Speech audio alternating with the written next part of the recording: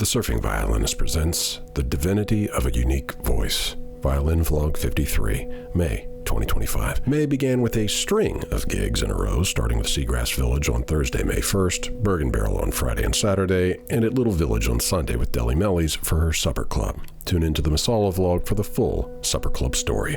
At the Bergen Barrel gig on May 2nd, I had some great requests from one of the most enthusiastic audience members I've had recently. She asked for some Paramore songs and Escapism by Ray. So I live under a rock with certain genres, but this Ray song really caught me by surprise. The backing track was not doing it justice, but listening to the song also made me realize how good the song would work on violin. So there's another project in the hopper. On Saturday, May 3rd at Bergen Barrel, two of my favorite regulars, Guy and Dory, continued to add some great requests, and we ended up going down the George Michael memory lane with Careless Whisper.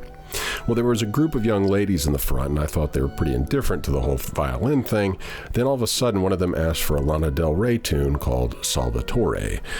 I said I'd try it, and I was really liking it as I was playing it for the first time. We get to the bridge, and all at once, me and Dory and Guy just start cracking up because there's the sax melody from Careless Whisper, and it's such a great Lana tune. A nice little callback to Careless Whisper by Lana Del Rey.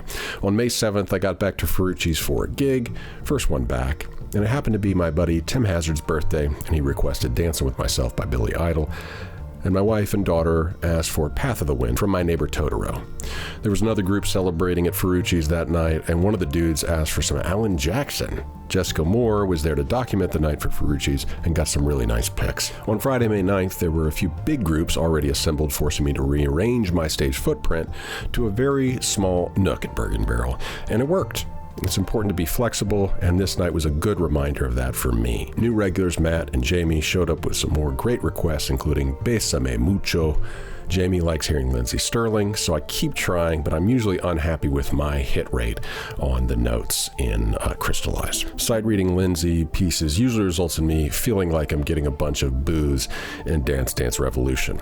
That night, Jessica and Lex and Greg showed up and had some more great requests, including Reptilia by The Strokes, and in spite of the goofball backing track, they got a kick out of it.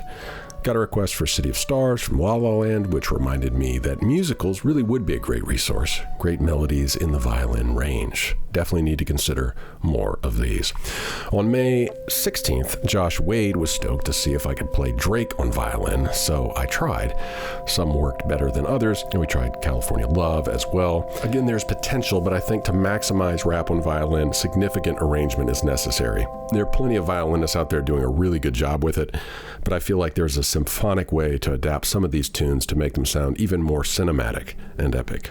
At the Ferrucci's gig on May 21st, Chris and Jen asked for Into the Mystic by Van Morrison, which is one I definitely need to sit with for a while, but I think it's going to work great. All told, over 80 new songs were added to the sheet music repertoire in May. I came across a quote this month mentioned in an article by Paul Elliott on Jane's Addiction, with Perry Farrell quoted as saying, "I have a very identifiable voice. It's a unique sound, the divinity of my vocal cords.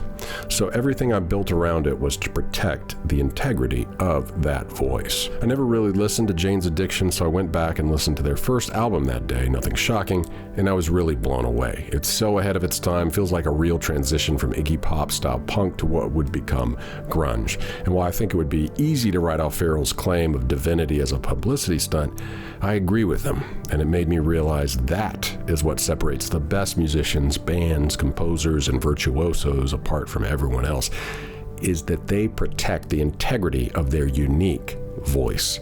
I've been trying too hard to be someone else musically for decades, but I can look back on moments and gigs or song covers here and there when I felt like I was in the ballpark of what my divinely given voice sounds like. And I have not done my due diligence like Perry Farrell did to divine what that voice really is and how to protect it and give it a productive environment in which it can flourish. I'm a bit more clued in on what it sounds like or what it could sound like. And now it's just going to take some time to cultivate it and support it. Until next time, keep it consistent even if your muse isn't. Godspeed, virtuosos in training. To see these videos early without ads, join the lineup here on YouTube. You just need a YouTube account, and for $1.99 a month, you click this little join button and sign up to get early and ad-free access to 4 monthly vlogs: the surf vlog, the violin vlog, the Masala vlog, and the family vlog. Thank you very much.